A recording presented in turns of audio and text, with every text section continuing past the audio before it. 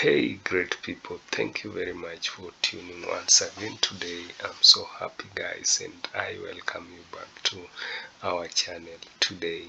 Today, we are looking at the former President of the United States, Donald Trump, talking about something new here, that the biggest threat is nuclear warming. What is this nuclear warming? Let's get to see what this nuclear warming is all about. Guys, if today is your first time here, I do say thank you. Please press that subscription button and also the notification bell so that next time you will be able to get these great videos, guys. Let's get straight away and see this.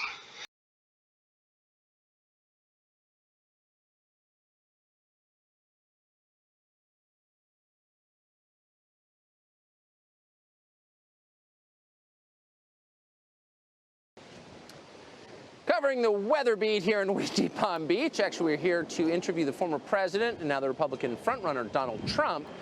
While the rest of us have spent the last 2.5 years arguing about systemic racism and trans rights and other ephemera, other imaginary things, America's position globally has eroded so fast it defies belief.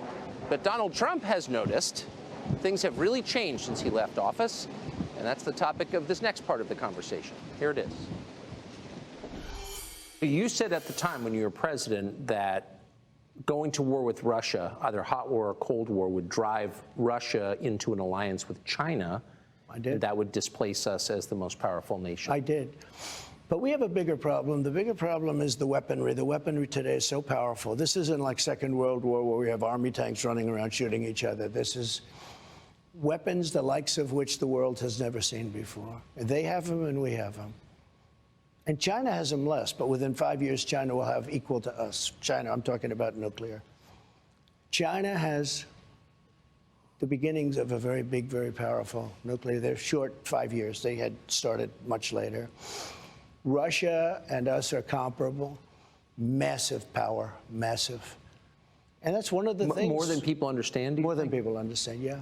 Yeah, more. Were you surprised? They don't understand the power. If you look at Hiroshima, as some people call it, if you look at Nagasaki, you look at those two events took place many, many years ago, and multiply that power times 500. That's what you're talking about. Where it actually melted the granite. You know, granite is unmeltable by blowtorches. Yes.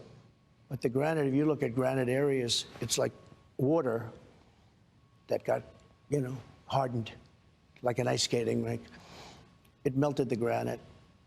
If you look at that and multiply it times 500, that's what you're talking about. When I listen to people talk about global warming, that the ocean will rise in the next 300 years by 1/8 of an inch, and they talk about this is our problem. Our big problem is nuclear warming, and nobody even talks about it. The environmentalists talk about all this nonsense in many cases. Look, I'm an environmentalist also, I guess, in my own way, because I've done a good job with the environment. But nobody talks about nuclear, the problem we have, the biggest problem we have in the whole world. It's not global warming. It's nuclear warming. And all it takes is one madman, and you're going to have a problem the likes of which the world has never seen. And it's only a matter of seconds. You don't have to wait 200 to 300 years for it to happen. So what you're saying is demonstrably true. Why is this not something our leaders talk about or the press talks about? Because I don't think they're smart. I don't think they get it. Putin got it. I would talk to him about it all the time. I never mentioned the word nuclear. You never heard me mention the word. You know, my uncle was a professor, a great professor at MIT for a long time. I think he has the longest, Dr. John Trump. And he would talk about a lot of different things, and it was very interesting to me. For years, I talked to him. Passed away. He's a great, great gentleman. I think it's the longest tenured professor in the history of MIT. But if he wasn't, he was very close, because he was there for almost 40 years. And we talk about things, and he said, you know, someday they'll have a suitcase, and in that suitcase, it'll be nuclear, and you'll blow up New York City, out of a suitcase. And I said, no, Uncle John, that can't possibly. He's right. The power is so incredible. You can fire up a submarine and run it for years on essentially a tablet. Run it for years. So when we talk about war, and when I watch all of the people talking about Ukraine and how's Ukraine doing, blah, blah, blah, Russia's sitting back. First of all, Ukraine's being obliterated. Yes. Okay, let's not even talk nuclear.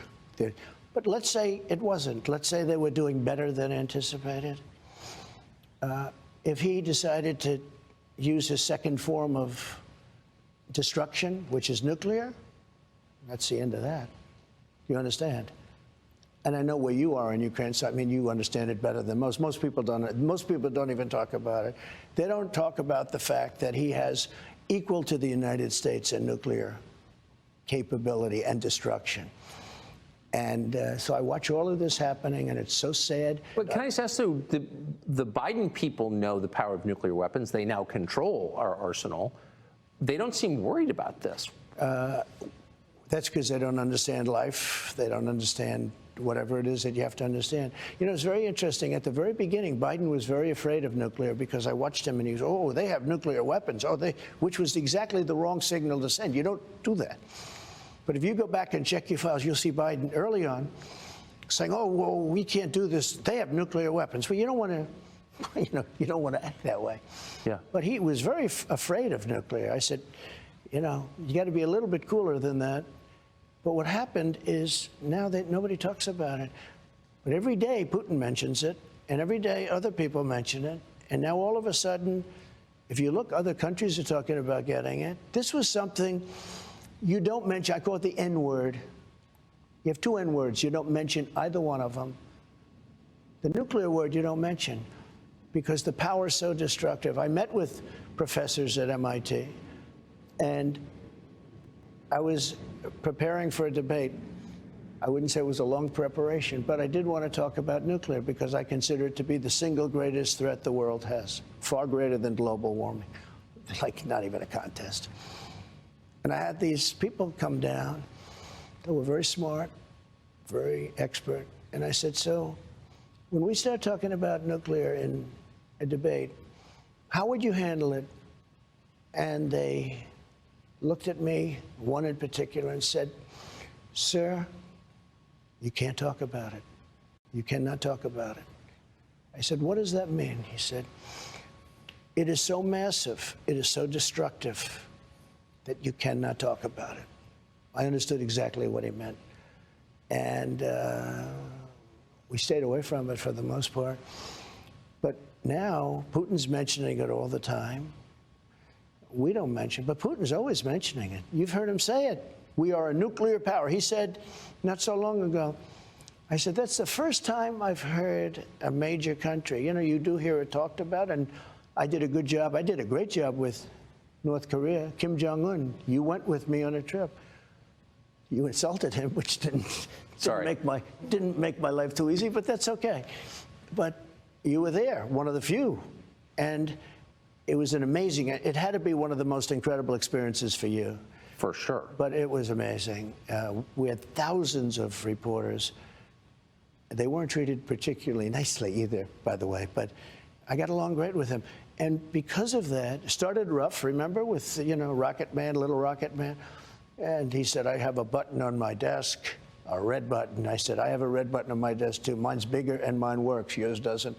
And this went on for a couple of months, and then all of a sudden, the logjam was broken, and he wanted to meet, and we did meet, and we get along great. To this day, we get along great. He won't talk to Biden. He won't even talk to these people. He won't even talk to them. He has no respect for him. He's a man. If he respects you, he'll respect you. He wouldn't talk to Obama. Obama tried to get meetings with him. He wouldn't meet with him. He met with me. I met with him twice. I would have had a deal worked out with him. He's got tremendous nuclear capability. It's the single biggest problem. Maybe this show's more important than even I thought it might be, because somebody's got to understand what has to happen, and they have to de-escalate. So how would you do that now? Well, now, so you have a problem. You got this crazy world is blowing up, and the United States has absolutely no say, and Macron, who's a friend of mine, is over with China.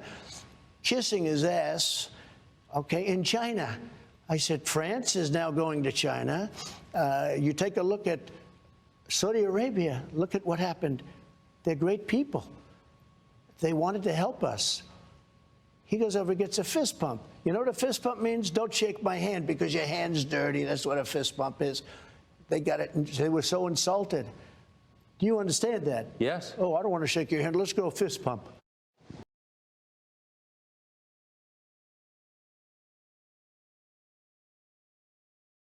Oh my, from that simple conversation, I'm trying to understand this thing, nuclear.